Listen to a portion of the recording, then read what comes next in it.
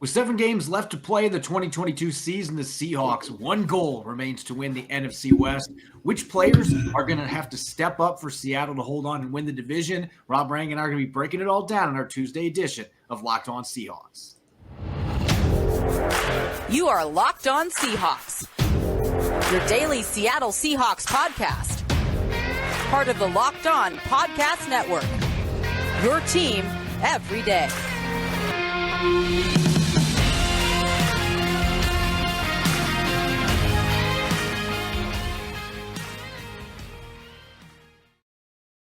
Greetings, 12. This is Corbin Smith, your host for Locked On Seahawks. Joining me for our Tuesday episode, my co-host in crime, Rob Rang. Thanks to all the 12s out there for making Locked On Seahawks your first listen 5 days a week. And, of course, a welcome to our new listeners as well. Hope you'll enjoy the show and want to come back and listen again. We got a jam-packed Tuesday episode coming your way. The Seahawks off their bye week, back at practice today. Pete Carroll had a lot of interesting things to say at his first press conference of the Week 12 game week. Plus, we're going to be looking at some picks to click for the second half, players that are going to step up, our projections at least for players that are going to step up for the Seahawks with 7 games left to play, and a first look at what's new with Seattle's upcoming opponent, the Las Vegas Raiders. This episode is brought to you by Prize Picks. Prize Picks is daily fantasy made easy. Pick 2 to 5 players, and if they score more or less than their Prize Picks projection, you can win up to 10 times your money on any entry. First-time users can receive a 100% instant deposit match up to $100 with the promo code Locked On. That's prizepicks.com, promo code Locked On.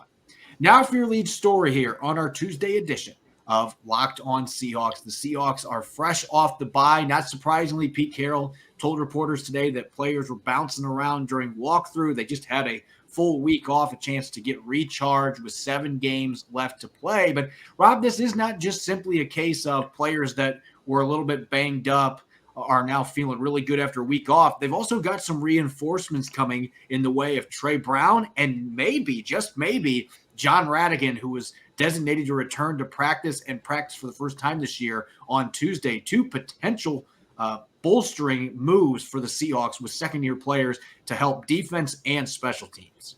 Yeah, exciting developments there for the Seahawks. Trey Brown, we've talked about a lot, just because of the fact that this is a former second-round pick, a really good football player, and he has shown his versatility playing inside and out for the Seahawks.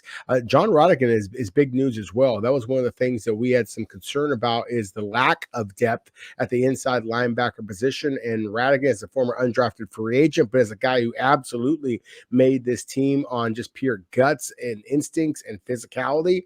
That's something that Seattle has been lacking a little bit, that inside linebacker position. And we talked about that we were concerned, especially considering how many run-heavy teams Seattle would be facing in the second half of the season. So between Trey Brown, John Rhattigan, and the players, I love the word. I love the fact that you use the word fresh. I think that the Seahawks do feel fresh. They feel a little bit rejuvenated because they did have their bye week at roughly the halfway point of the season and during the time when they were in first place in the NFC West. So I think that they are feeling pretty good about things, and they got that youth movement coming in as well. Yeah, and I thought it was interesting some of the things that Pete Carroll had to say on both of these players today prior to their Tuesday practice. Obviously, they don't normally practice on Tuesday, but we have the Thanksgiving holiday coming up on Thursday. That's kind of thrown the practice schedule a little bit out of whack, obviously. But Carroll said they need to see how Brown competes this week before they really know where he's going to fit into their game plan against the Raiders. But at least from what I could take from his comments, it does sound to me like the Seahawks are very interested in being able to get him out there at left cornerback. And Carroll also indicated that today. There's not going to be any change-ups. They're not going to be swinging him over to right cornerback. And it doesn't sound like slot either. They're going to play him where he played last year before he got hurt at left cornerback, the position he's got the most NFL experience at. And quite frankly, that might be his best opportunity to get on the field, as well as Mike Jackson has played this year. You're not going to be taking over for Tariq Woolen on the right side, defensive rookie of the year front runner, and maybe an all-pro caliber player as a rookie. And Kobe Bryant's been pretty solid creating turnovers in the slot, and that's not something that Brown has done a lot of. So this really seems like the perfect situation for him. They can get him back up to speed, maybe get him a handful of snaps at left corner rotating in with Mike Jackson. He's going to have to earn those opportunities, though. And I think that's why Carroll made sure to emphasize we got to see how he competes this week. It sounds like he's feeling pretty trigger happy about getting him on the field, though, in some capacity. So I would be surprised if he doesn't have any setbacks, obviously, if he's not out there getting some defensive snaps against the Raiders. And as for John Rhattigan, I think that Rhattigan still maybe has a future playing beyond special teams for this team if he can get back completely healthy. This is a kid that last year had a hamstring injury in his rookie training camp, missed most of camp, and you and I both left that third preseason game against the Chargers a little bit mind blown with how productive he was in that game. He'd never played in NFL action, had like 2 practices under his belt, and he was out there just making tackles left and right. And this kid is just so instinctive, and he's tough, and he can get off blocks. I actually think he might be a pretty good fit for a hybrid 3-4 defense as an inside linebacker. But right now, where he's really going to fit in is his ability to get down the field and make plays on kick and punt coverage. He had 10 tackles last year on special teams. He also had a fumble recovery. I believe Nick Bellore was the one that forced that fumble on a kickoff. And so he was very active last year. He's a guy that can play some up back for you. So that value on special teams, especially with some of the other little injuries the Seahawks have had in the third phase of the game, that's going to make him a very valuable addition. They don't have to rush him back. He's now got a 3-week window till he has to be activated. But Carroll's comments today made me think that he is definitely trending in the right direction to be able to get back on the roster within those 3 weeks. And that will be a nice addition, no question, to their special teams. Oh, absolutely. I mean, special teams has been one of the things that's been very up and down for the Seahawks this season. And while I have been encouraged by what we've seen from Larry Izzo's group here in the last few weeks, still, I think anytime you have a defender like John Rhattigan, who is just the open field tackler that he is and plays with the passion that he does, then that is huge. And I was a little bit remiss earlier. I mentioned Trey Brown. He's a 4th round pick, of course, not as a 2nd round pick, but still the point being that this is a guy who does have terrific instincts, has athletic ability, does have that experience on the inside and out. I don't know that he necessarily is going to play a lot this week against the Las Vegas Raiders, who are coming off of a big win in which Davante Adams went absolutely off against the Denver Broncos, including the walk-off touchdown reception in overtime to beat the Broncos. But at the same time, I think considering the fact that Derek Carr and Davante Adams are really clicking on all cylinders here the last couple of weeks, any reinforcements that Seattle can get in the secondary, I think that is perfect timing.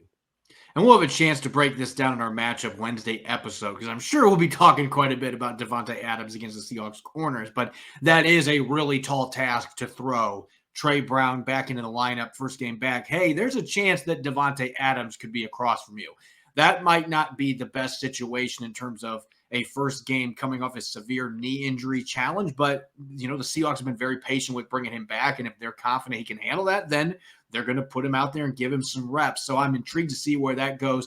As far as other injured players, didn't get any specific names thrown out there, but Daryl Johnson, Alton Robinson are both on injured reserve, and it doesn't sound like either one of them is close to returning to practice. And at least in Robinson's case, that's pretty disappointing, because a month and a half ago, it looked like he was getting close to returning to practice. And yet here we are now, week 12, and it still looks like he's a little ways away from being able to get on the field. And they also have Isaiah Dunn, the corner that injured his hamstring early in the season that they claimed off waivers. His name not mentioned specifically today, but again, Carroll said there were several guys that have a chance to get back, but probably aren't going to be making that quick turnaround. So there are a few players they got some discouraging updates on, kind of from a general standpoint, but they're going to have Trey Brown back this week, at least on special teams. I expect he's going to play some defense, and John Rhattigan now getting that practice window open, a good chance for him to get back the next few weeks and reinforce Seattle's special teams. Coming up next, we're heading into the second half of the schedule. Rob and I are going to be dishing out our second half picks to click. Which players on offense, defense, and special teams are we banking on having big second halves for the Seahawks? We're going to be breaking that all down here. Coming up next in our Tuesday edition of Locked On Seahawks.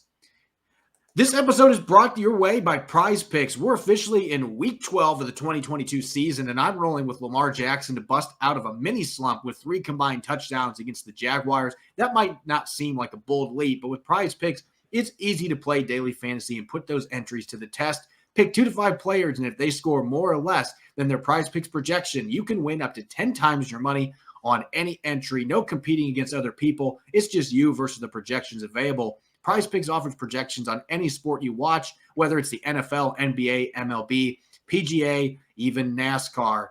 Entries can be made in 60 seconds or less. It's that easy. Safe and fast withdrawals, and currently operational in over 30 states as well as Canada. Download the Prize Picks app today or go to prizepicks.com to sign up and play daily fantasy sports. First-time users can receive a 100% instant deposit match up to $100 with the promo code Locked On. If you deposit $50, Prize Picks will give you $50. Don't forget to enter the promo code Locked On at sign up for an instant deposit match up to $100.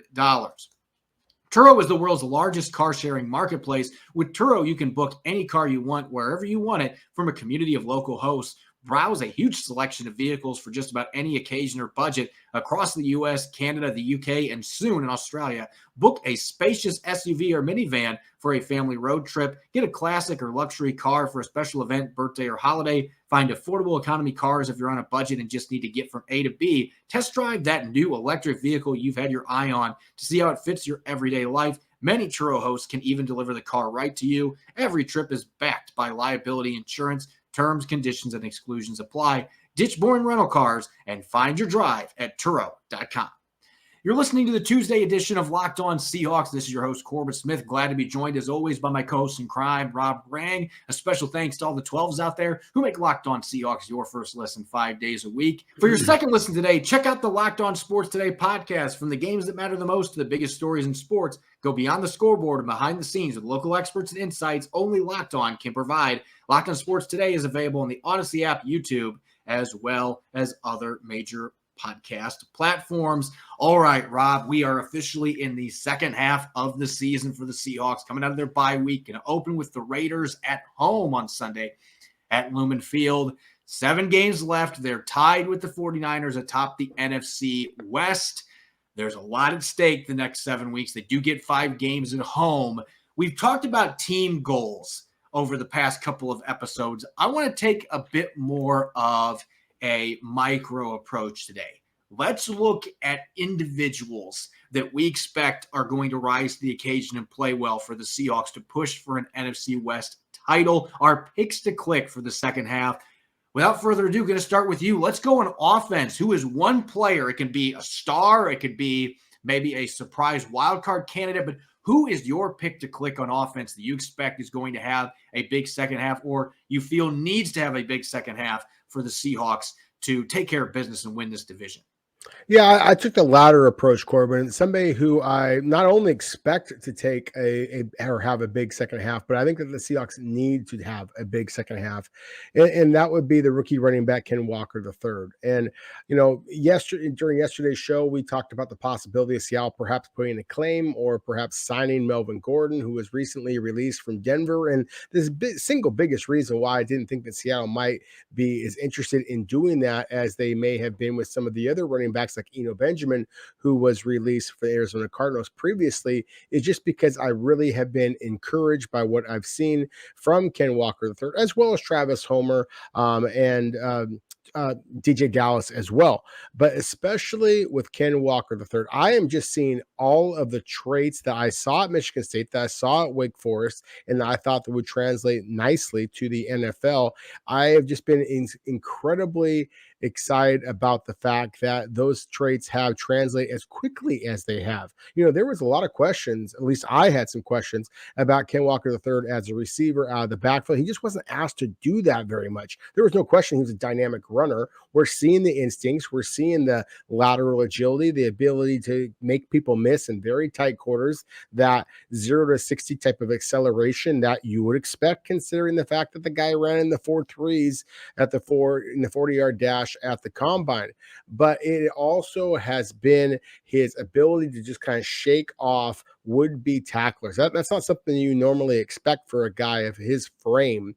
And then again, his ability as a receiver, as a pass blocker. That is always one of the concerns that you have about a rookie running back. I think if Seattle is going to continue to have the success they have, then obviously they've got to have Geno Smith continue to play well. Obviously, the offensive line has got to be able to hold up and protect him. But I think that the real difference between Seattle being a potential playoff team and a real contender for possible, admission into the Super Bowl is going to be their ability to run the football consistently. And that means the K9 has got to stay hungry.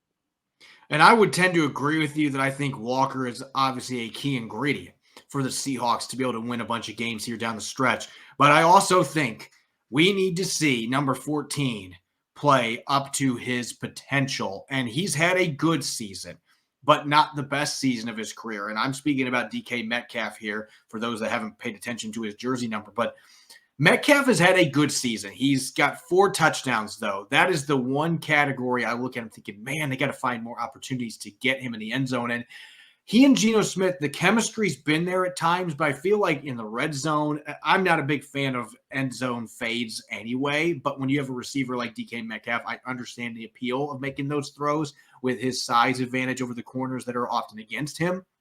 But I'd like to see that chemistry really come together inside the opposing 20-yard line. And I'd like to see a few shot plays downfield to him. We haven't seen very many of those this year, and I think Geno can make those throws. He's not going to be near as likely to uncork them as Russell Wilson was. It's not that big part of his repertoire, so to speak.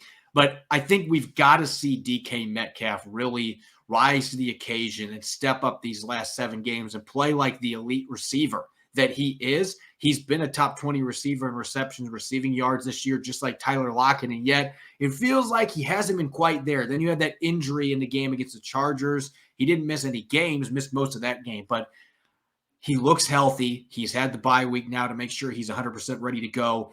I think that this is the time for DK Metcalf to take over, and I think Geno Smith, he's already been starting to get the ball to him more. I think we're going to see some vintage breakout DK games here, and I think that'll be big for this offense because they need some of that vertical passing game to help open things up a little bit for Ken Walker III in that running game that's been very up and down the last couple of games on offense. All right, Rob, let's switch gears now to the defensive side.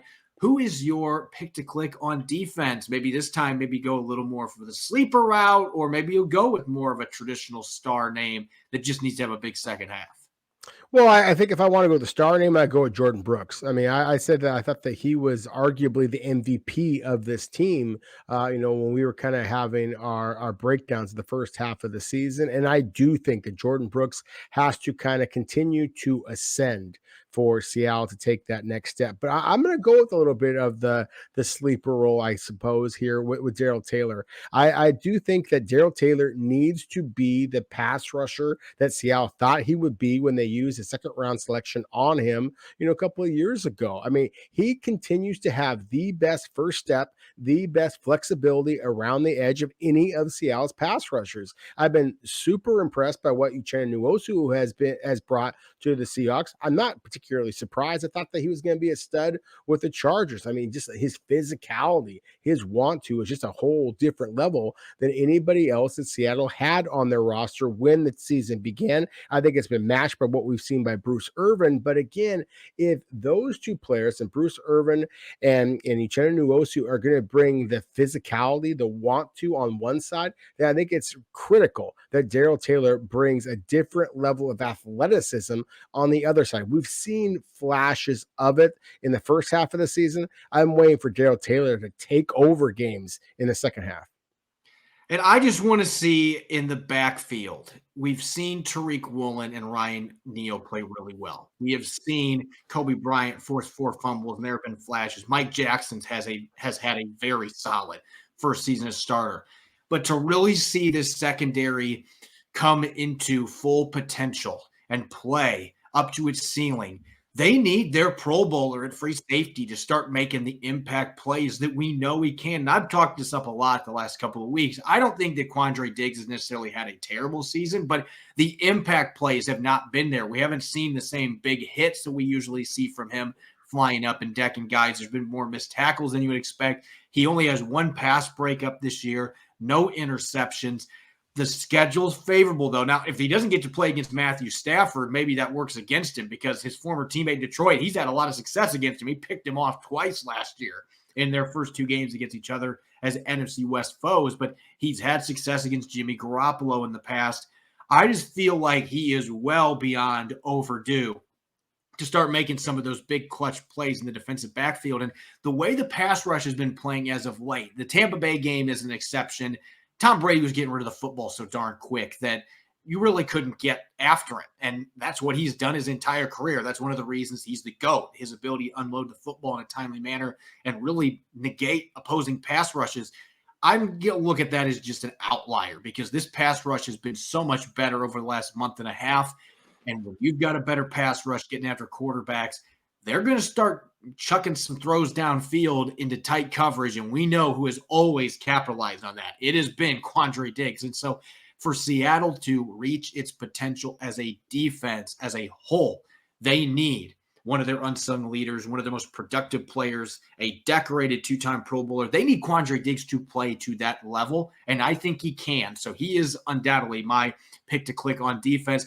Real quick, let's get our special teams ones now, Rob. And we've talked a lot about Jason Myers and Michael Dixon at this point, but who is your pick to click on the special teams side of things heading into these final 7 games? Well, you just mentioned his name, Michael Dixon. I thought that one of the reasons why Seattle had an opportunity to come back against Tampa Bay, and obviously they were unable to do so in Munich, but still was the fact that Michael Dixon had not even arguably, he had his best performance of the season so far. This is a guy who was all pro a couple of years ago, and now he is playing like just a guy, and Seattle needs him to be the guy. You mentioned Quandre Diggs. I mean, Quandre Diggs was one of Seattle's most exciting defenders last couple of years, but he has been as exciting as warm milk this season, and that frankly has been where Michael Dixon has been at this point. I want to see some of those coffin corner kicks. I want to see some balls that are down within the 5-yard line. I certainly want to see him catch the damn ball and be able to get the ball off, because we've seen too many mistakes from a guy who has now been playing in the NFL for a couple of years. Now, this is not some wet behind the ears rookie the way that he was a couple of years ago coming out of Texas. So to me, if you are going to have that all-pro kind of label, again, that's the reason why I mentioned Quandre Diggs here a moment ago. If you're going to get paid as one of the best in the business and be billed as such, then you got to be able to play well when the pressure starts to mount, and it's going to be mounting here as the Seahawks make a push for the playoffs. I'm going to move away from the kicking game because Michael Dixon, I guess I don't feel as lukewarm on his performance as you do. He had a great game in Munich, had some really nice punts there. So that may be the momentum he needs to start punting to the all-pro level that we're accustomed to. There have been more mistakes in the kicking game and obviously those mental errors that we've seen that have led to a couple of turnovers. Those are uncharacteristic plays for Michael Dixon, but I'm going to go with one of their key players on kick and punt coverage that also can do a lot of other different things like fake runs on punts and recovering onside kicks and returning them for touchdowns. I'm not projecting any of that stuff to happen this year, but that's what we saw Travis Homer do in the second half of the season last year. And he's just one of those rare special teams players that really can make game-changing things happen, whether it's forcing a fumble. We saw that a few weeks ago, blowing up the Giants returner and forcing a fumble. The Seahawks quickly capitalized and scored off of that. We have seen him make plays in the past like that onside kick against the Jaguars where he returned it for a touchdown. That doesn't happen very often. And then the 49ers game at home last year, fake punt run, and he goes 70-plus yards for 6. Again, I'm not projecting he's going to do those same things, but I expect that Travis Homer, one of the best special teams players in the NFC, I expect that he is going to make a couple big difference-making plays, whether that's forcing a fumble or picking up a first down on a fake punt run, something that ends up coming up big for the Seahawks on special teams. I expect number 25 is going to continue to do that for the Seahawks. And their top 10 DVOA special teams unit is even better when they have a fully healthy Travis Homer. They missed him for a good chunk of that first half. Having him back healthy, that is a big deal for Larry Izzo's special teams unit. And I expect some big plays from number 25. Coming up next, we've got a game coming up on Sunday. The Seahawks back at home for the first time in what feels like a decade. It's been a long time since they played at Lumen Field. The Raiders coming to town. We're going to take a look at what's new with the Raiders coming up next here on our Tuesday edition of Locked On Seahawks. This episode is brought to you by BetOnline. BetOnline.net is your number one source for sports betting info, stats, news, and analysis. Get the latest odds and trends for every professional and amateur league out there, from football to basketball to soccer and esports. We've got it all at BetOnline.net. And if you love sports podcasts, you can find those at BetOnline as well. We're always the fastest and easiest way to get your betting fix. Head to their website today or use your mobile device to learn more. BetOnline, where the game starts. You're listening to the Tuesday edition of Locked On Seahawks. I'm your host, Corbin Smith, joined as always by my co-host in crime, Rob Rang. Special thanks to all the 12s out there who make Locked On Seahawks your first listen 5 days a week. And of course, our new listeners, glad to have you on board and hope that you'll be listening to future Locked On Seahawks podcasts. All right, week 12 is officially here. It's hard to believe that I'm saying that. It feels like the regular season started with Russell Wilson coming on his homecoming to Lumen Field like 10 minutes ago, and yet here we are. It's week 12 in the 2022 season. The Raiders coming to town to face the Seahawks at Lumen Field. And normally, Rob, when we talk about what's new with teams, we don't spend too long talking about one specific player, but you don't see many teams make major moves trading for arguably the best receiver in the NFL and then throwing them a record-breaking contract extension. That just does not happen very often. And the Raiders did that this spring, trading for Davante Adams and giving him a massive multi-year extension. And you want to know how good Davante Adams is, how much of a challenge that he's going to be for the Seahawks this week? Well, Pete Carroll had some interesting things today at his press conference. I mean, every challenge that a guy could bring in. I mean, he's an incredible player. He's so gifted and such a great competitor that he seizes the moments all the time. You know, the catches, the opportunities, the big plays. I mean, just look what he did, you know, like last week, and it was just classic. And an incredible route that he ran and a concept to get open. But he just came through again, you know. And you can see why if he's on your team and then he leaves, you're going to have a space, you know, that's hard to fill.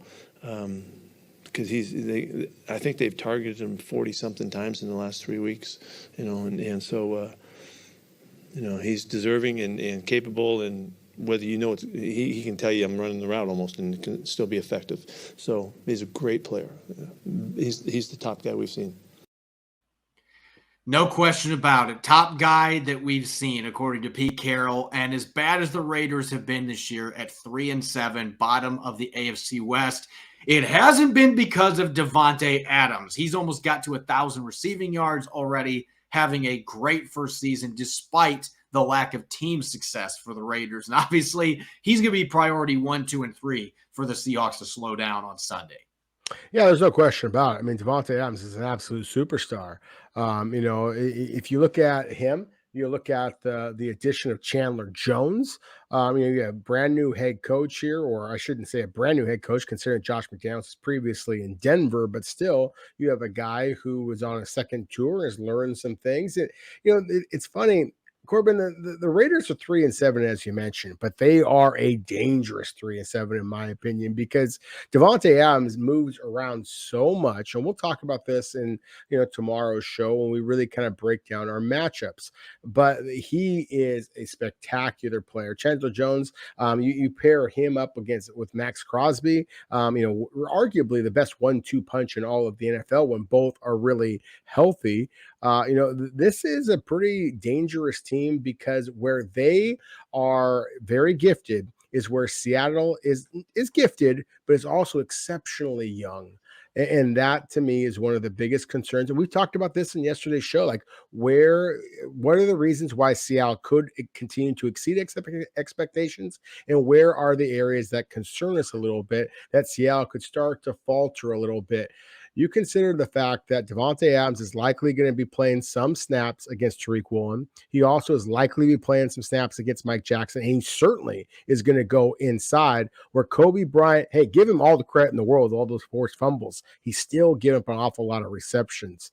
And so to me, the concern you have about Davante Adams, the concern that you might have with some of Las Vegas's pass rushers, I think that this is the scariest 3-7 team that you possibly could imagine. This was a team going into the season, and I could go back and look at our season preview, and we were talking about division winners. I had the Raiders winning this division, not the Kansas City Chiefs. And I know I was not alone Rich Eisen's another notable person out there that I know was all over the Raiders bandwagon. I thought this team, after making the playoffs a year ago and putting the Bengals on the brink in the wild card round, I thought for sure that this team was going to be right in the thick of things. And yet here they are at 3-7. They are coming off a big win, and a lot of their other major weapons are out. Darren Waller is on injured reserve, done for the season. Hunter Renfrow on injured reserve, probably done for the season. Neither one of those guys is going to be available. The Seahawks have to be excited about that, because when you have to deal with those three weapons, that makes life very difficult for your defense. Now you can at least pay more attention to Devontae Adams with 2 or 3 defenders all over him, because you don't have the same weapons behind him. There's still some other quality players, though. I think the other thing that has hurt this team a lot, looking at those changes again, Rob, you look at the departures, Richie Incognito no longer be on the team, and you can say whatever you want about his past and the character that Richie Incognito is, but he is a nasty mauler offensive lineman. I feel like their line has taken a significant step back. And then to have a player like Alex Leatherwood, who you just picked in the first round only 1 year earlier, and you get rid of him that quickly.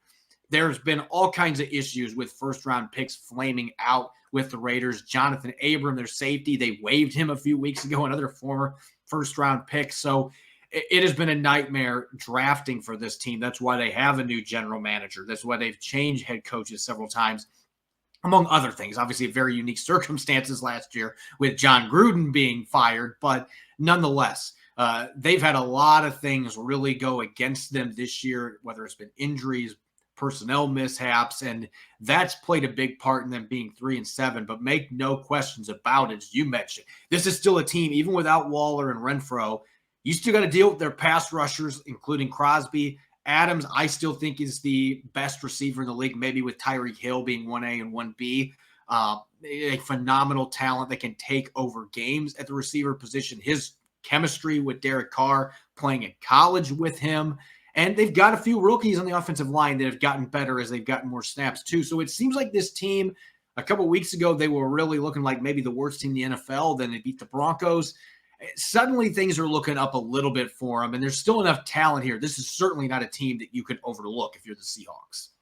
No, you absolutely can't. Again, where Las Vegas is really gifted is where Seattle is so young. And if Seattle is going to hit that rookie wall, then I think that it would make sense for that rookie wall to happen right after the bye week. Physically, your body gets an opportunity to get refreshed, but mentally, emotionally, it's a little bit of a letdown. Let's be real about that. There's not a lot of bye weeks that happen at the college level, and these guys are getting paid. They get an opportunity to kind of go out and enjoy life a little bit. They're going to have the opportunity, hopefully, to be able to hang out with some family or some friends during Thanksgiving. That's one of the reasons why I thought there was kind of a curious decision by the Seahawks. Pete Carroll talked about this a little bit. That's not typical that his teams would take that Thursday, Thanksgiving Day completely off. And so, again, there are some things about this game that are really spooky to me. Now, the fact that Seattle is going to be hosting this game, I think, is very encouraging because, as you noted, while we can sit here and kind of gush about the additions that Las Vegas has made, those, deletions, I guess, for lack of a better term here, especially along the offensive line, has got to be really concerning for Las Vegas and their fans, just because of the fact that Seattle's pass rush should really be able to kind of hit the ground running and to be able to attack that offensive line. It's really hard to get the ball to Devontae Adams as Derek Carr is on the ground. And so that is why, one of the reasons why I kind of highlighted Darrell Taylor, and why I think that possibly Uchenna Nwosu and Bruce Irvin, among others, are going to be able to potentially tee off against this Raiders offensive line, really take advantage of those departures along Las Vegas's offensive line, and really be able to put Seattle a little bit in the driver's seat, perhaps be able to kind of cruise their way to a victory. I mentioned this in yesterday's show. I think that bears repeating. The Raiders, for some of the flashes that they've shown, they continue to be 1-5 on the road this season. Their only victory was, this past week or earlier against the Denver Broncos. So the Broncos, of course, were a team that Seattle beat already, and we've seen how much they've struggled. So if Seattle is able to kind of do what they do, they should be able to get out of this game with a victory. I just don't know that it's going to be the slam dunk win that a lot of people are assuming. And there's no such thing as a slam dunk win in the NFL anyway. And we've seen the Texans give teams fits, even though they've only won one game. They had the Eagles on the ropes for a while a few weeks ago. We saw the Colts with Jeff Saturday. They had the Eagles on the ropes and weren't able to quite finish it. So you don't know what you're going to get any given Sunday in this league. And the Raiders still have talent, even though they're missing some big names that are on injured reserve that are done likely for the season, will not be playing in this game. They've still got weapons. They've still got Josh Jacobs in the backfield. That's a player that I'm certainly going to be circling going into this game, especially with what he did to the Broncos' elite defense a week ago as a runner and a receiver. He can be that multifaceted weapon out of the backfield. So really, it's going to lead to some really intriguing matchups, and that's a perfect segue into tomorrow's show. As always, you can follow me on Twitter, Corbin Smith NFL. You can follow Rob at Rob Rang. Check out Locked On Seahawks on Apple Podcasts, Google Podcasts, Spotify, and, of course, streaming 5 days a week on YouTube. Coming up tomorrow, after a one-week hiatus, we didn't have any matchups to break down in the bye week last week. It's Matchup Wednesday, Thanksgiving edition here, pre-Thanksgiving. It's Thanksgiving Eve Matchup Wednesday. That'll be coming up tomorrow. We'll be diving into all the key matchups, Seahawks versus Raiders, coming up here in Week 12. You won't want to miss it. Thanks for listening in. Enjoy the rest of your Tuesday. Go Hawks.